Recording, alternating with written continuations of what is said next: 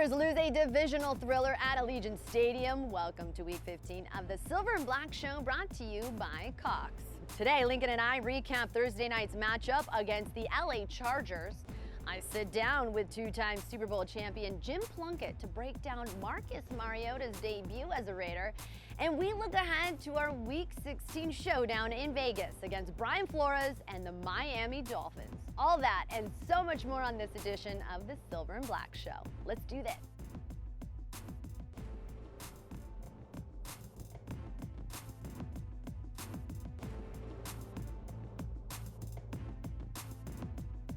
What is up, Raider Nation? You are taking a look at our cool, retractable field real grass. Just one of the many amazing features here inside Allegiant Stadium. Erin Coscarelli alongside my all-pro tackle, Lincoln Kennedy, here with you. Inside Allegiant, I brought you this week, we've seen so many cool parts of the stadium. This time I wanted to bring you to somewhere really, really cool, super exclusive, called the Twitch Lounge. Of course, Twitch is the official sponsor of the Raiders, and only cool people allowed in here. So, of course, Link, you get the ticket here. Well, as I've said, hanging with you has opened the doors to many places, and this worldwide Allegiant Stadium tour continues.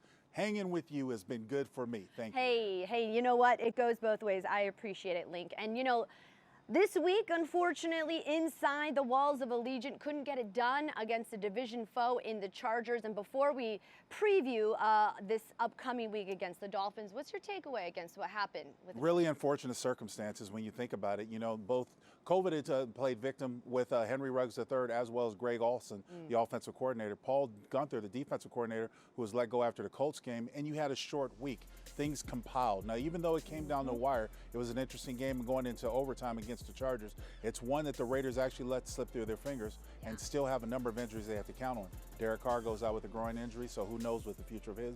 The next couple of games, a lot of things are unfolding in the wrong way for the Raiders right now. And we'll talk about Marcus Mariota because I think he provided quite a spark for the team. But let's talk about the Raiders' defense. Like you mentioned, Rod Marinelli had about, 3 days? What did you see from the defensive side of the ball? Did you see any changes with Marinelli? Well, the only thing that you could possibly change is the way that you call a game. You know, when you think about it, you have 3 days to be an interim defensive coordinator. You can't really install or change a lot of things the way you're going to do it. You have to call it differently for what you know. But, you know, you talk about the circumstances of pulling Darren Worley off of his couch and making him a safety in the game, critical situation. You can't play zone. You can't play man that well. They did cut down on the rushing yards. They did fairly well against the rushing yards. So, I mean, you could take a little solace in that. But the fact is that the defense continues to struggle with the basics of, coverage situations, and they've got to rectify that going forward. I mean, it just seems like a prevailing theme this season for the Raiders on a short week. Of course, like you mentioned, Greg Olsen goes down with COVID. Same thing with Henry Ruggs.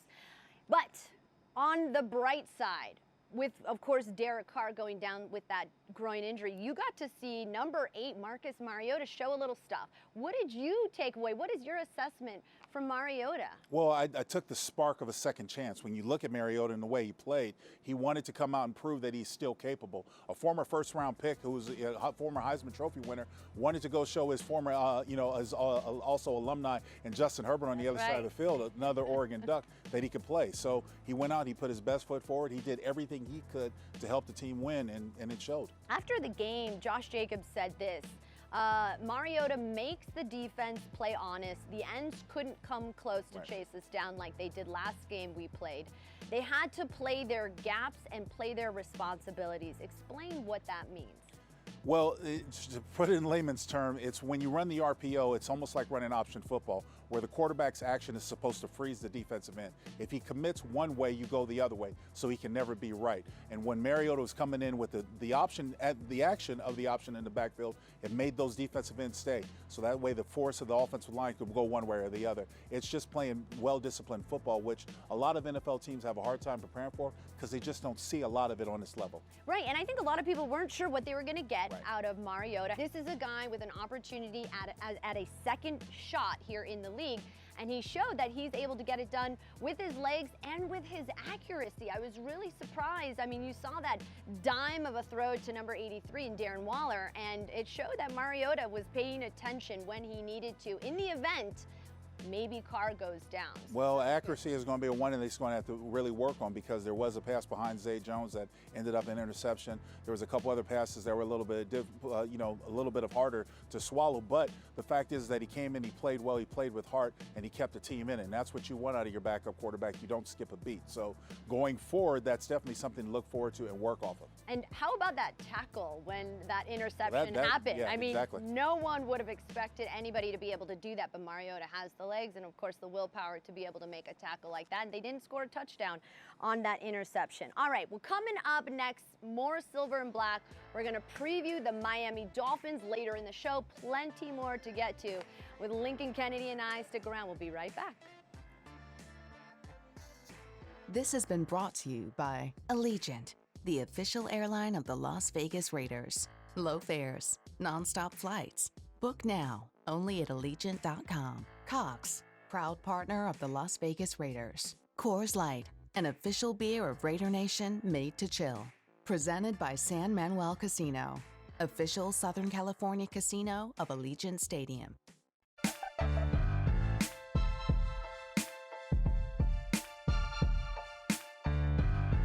I keep everything in mind, but I have a one-track mind, and that involves winning. And this is going to help us in some ways, but it's really painful right now to lose. And we've had a lot of tight games go down to the buzzer, and this one was tough. But I am proud of our players, proud of our coaches, and congratulate the Chargers. All right, welcome back. That was Coach Gruden after the game. Obviously, a tough loss for Raider Nation as the Raiders have now dropped 4 of their last 5. What would you say, Link, the biggest difference in the team from their 6-3 start in the beginning of the season to now? The inconsistencies in execution have begun to add up. The fact is you've been dealing with a lot of injuries across the board, and just poor execution time and time again is starting to affect the team. And then as well as the injuries, they've come into play. This is a very young team, but it's not a very deep team. And so when you're having to rely on a lot of your backups and your second and third stringers to get through, it becomes hard. I think the injuries really added up against this team. And then, of course, you had just some bad timing when you're going up against some teams that are playing a lot better than you are, and you just can come out on the better end of it. Okay, I'm going to push back, though, because in the beginning of this season, it was a revolving door up front. We didn't have Trent Brown. We've only now, I think, had Trent Brown for 4 games, and certainly it's good to have a guy like him back. But what would you say the issues are in terms of, I think for the Raiders, they've had to overcome adversity this entire year, and they've managed to beat the Saints at home. They've managed to beat the Browns on the road. They had things together despite all the issues and adversity that they were going through in the beginning of this season. And for some reason, whether you're talking, which I agree, injuries are now catching up with them. But do you think that it's maybe more than that? It is a young team. It's hard to rally a young team like that. It's execution. Yeah. It's finishing. There have been times and instances where, like in the Atlanta game, the offensive line got manhandled. It just happened. You wouldn't probably say that going into it, but the Atlanta Falcons outplayed this team. The New York Jets came with a couple plays away from beating this team on the road. They had to find a way to win. If not, we'd be talking about a 5-game losing streak. So it's execution as you come down the last part of the season, and it's something that has fallen off and left a lot to be desired. Okay, so if you're in the locker room and you've been a part of a team where maybe there have been some losing streaks, if you will, and it's hard to sort of bring things back together. What are some things that players can do to try to prevent the losses from compounding? Well, I mean, they've already compounded. So going forward with the final 2 games, there's got to be someone in that locker room that stands up and tries to take a hold of that locker room. I'm not sure who it is because it is such a young team, but there's got to be somebody that rallies these guys, lights a fire under them, tell them, look, these last 2 games, let's go out for pride, because there's the thing that we could finish with a winning record. For it to be the first time since 2016 that it happened, if they can do it. But it's going to have to come from that locker room. Well, lost in Thursday night's game was another incredible performance from Darren Waller. 150 yards, targeted 12 times. The guy is obviously clutch. And with the Pro Bowl announcements coming on Monday, there's no reason, of course, Mr. Waller shouldn't be representing the silver and black. Why do you believe this guy is so darn hard to defend against. Well, because he's tall with speed, and you can't, he's what I like to refer to as a tweener. He's not a typical tight end, but he's built like a tight end, and he's not a receiver. You know, most receivers don't come with that size. So if you put a linebacker on him, there's a mismatch. If you put a safety or a corner, there's a mismatch. It's just one of those things where you single cover him, and the Raiders are going to find a way to get a football, and he can prove to be detrimental to the team's defense, the other team's defense. Yeah, and you didn't see a drop-off between, as you take a look at his Week 15 stats against the Chargers. 16.7 yards per reception. What? That's absolutely bananas. And what is impressive is you didn't see a drop-off between Carr and Mariota. They both were able to target him, and they were both able to get it done when they were finding their tight end in Darren Waller. All right, coming up next here on the Silver and Black, we're going to talk to our two-time Super Bowl winning quarterback, Jim Plunkett, about how the Raiders can get past the Miami Dolphins next week. Don't go anywhere. We'll be right back. This segment has been brought to you by Coca-Cola, the official soft drink of the Las Vegas Raiders.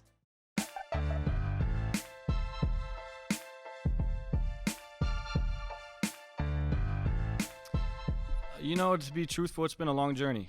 I've been through kind of everything, from injuries to surgeries to,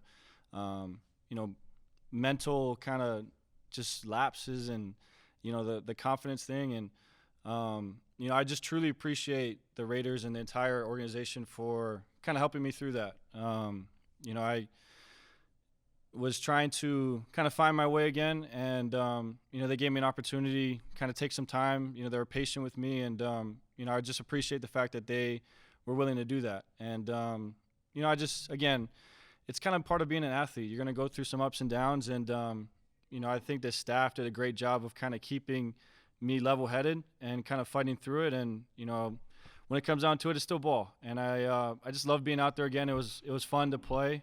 Unfortunately, we just didn't make enough plays.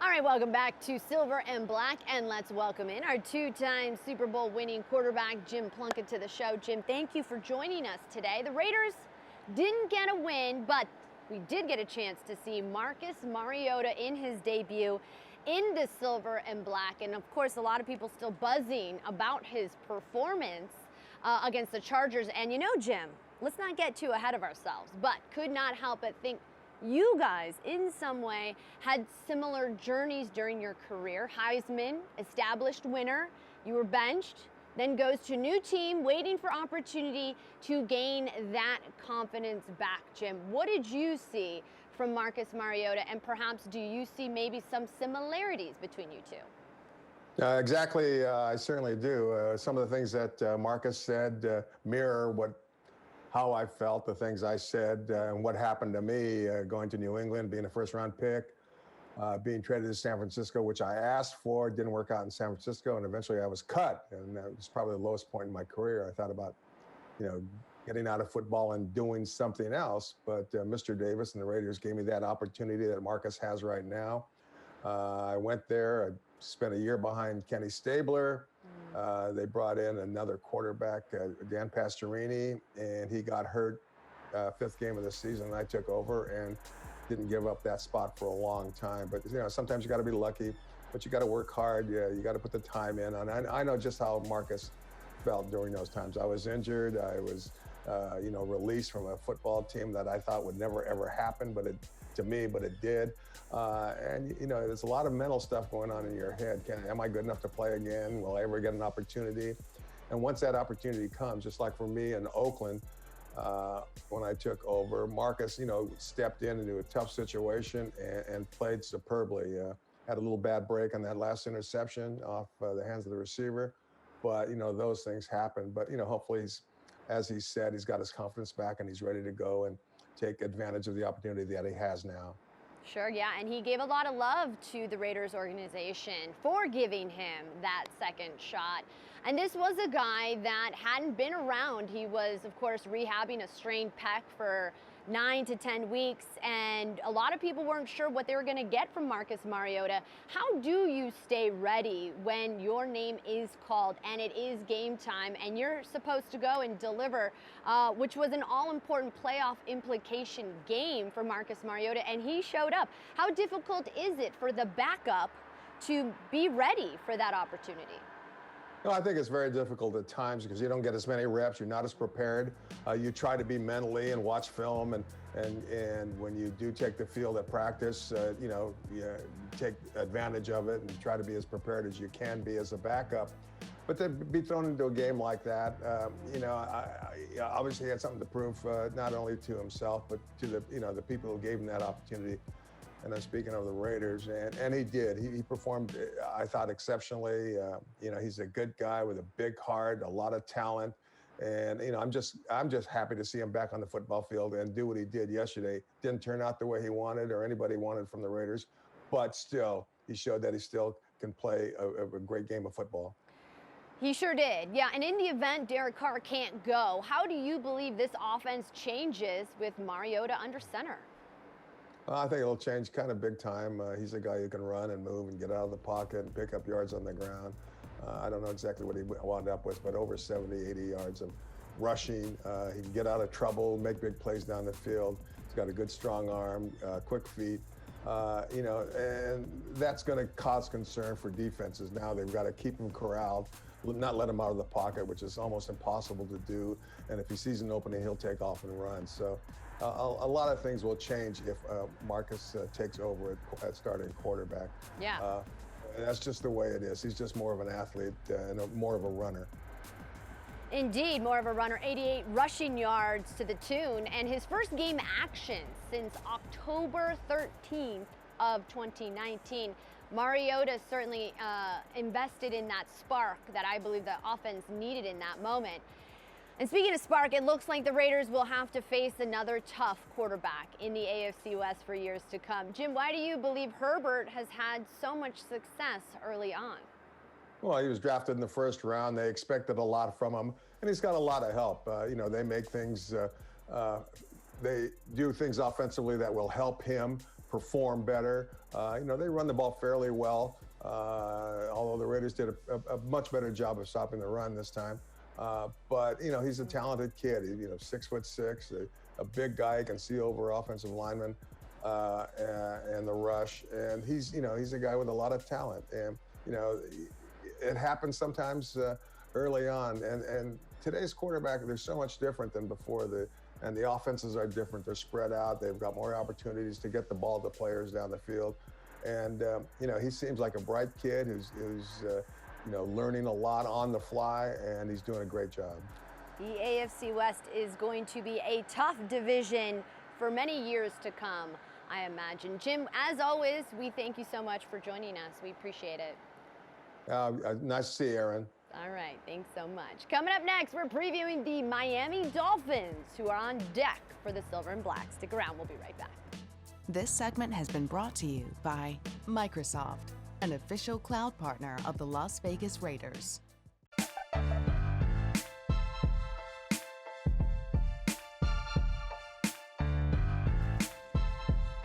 You are watching the Silver and Black Show presented by Cox here inside Allegiant Stadium. Erin, Coscarelli, Lincoln Kennedy. Welcome back, guys. Let's talk Dolphins, because if you are a Dolphins fan, you have to be impressed with the direction they are heading under Brian Flores.